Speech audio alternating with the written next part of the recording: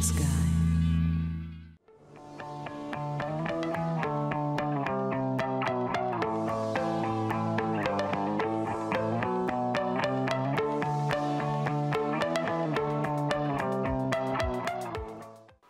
À Perrache, les travaux de grosses œuvres du futur centre de maintenance sont quasiment terminés. L'équipement en cours de réalisation est situé juste en face de l'actuel dépôt Coursuchet. Il a pour vocation de moderniser les conditions de maintenance et d'entretien des véhicules. On a maintenant à faire tout l'aménagement intérieur et tout l'appareillage, donc les équipements pour faire la maintenance des bus, c'est-à-dire la réparation, l'entretien. D'ici un an, le déménagement de l'ancien dépôt vers le nouveau sera effectué.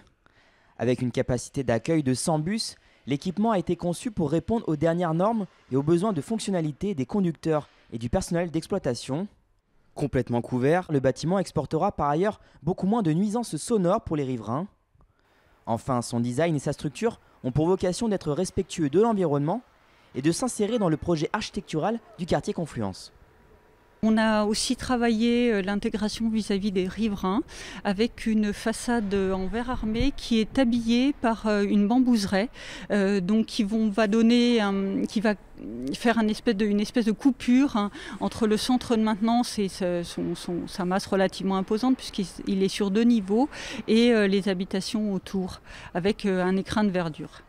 3 grues ont été nécessaires pour couler le béton et apporter les éléments de charpente et de parement de la façade.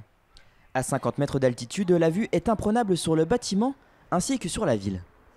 Donc l'utilisation de ces grues, elles se sont déroulées à partir du moment où on a commencé la construction il y a 1 année à peu près. Elles ont été installées en avril-mai 2018. Là, elles vont commencer à partir petit à petit parce que le gros œuvre est bon an mal an en train de se terminer. Ensuite, on passera à la construction, à l'appareillage de tout ce qui est intérieur.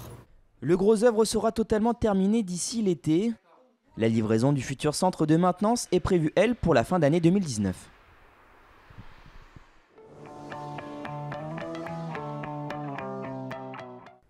Depuis le mois de décembre, la circulation du funiculaire Saint-Just est interrompue sur l'ensemble de la ligne pour cause de grandes inspections et rénovations. Rails, tunnels, stations et locaux techniques sont contrôlés et les 4 voitures connaissent de leur côté un total lifting dans les ateliers du Citral à Vaux-en-Velin. Les véhicules sont démontés et la plupart des pièces sont remplacées par du neuf. L'objectif est que les nouvelles rames durent à nouveau 20 ans.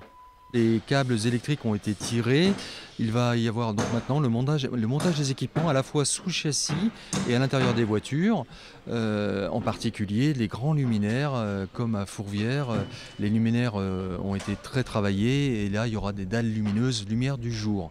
Lorsque la rénovation sera achevée à la fin du mois de mars, les rames seront alors repositionnées sur la ligne à la station minime. Elles seront dans un premier temps connectées au câble tracteur avant de subir des essais de puissance et de contrôle commande. La remise en service est prévue pour début juin. On a en plus une demande particulière à l'étude sur Saint-Just, c'est de pouvoir, donc on étudie la possibilité d'embarquer des vélos dans le funiculaire de Saint-Just. C'est actuellement à l'étude, ce ne sera probablement pas installé pour début juin, mais pour un arrêt futur. Rappelons que d'ici la remise en route de la ligne, un service de bus de remplacement a été mis en place entre la Basilique, la station Saint-Just et la station minime.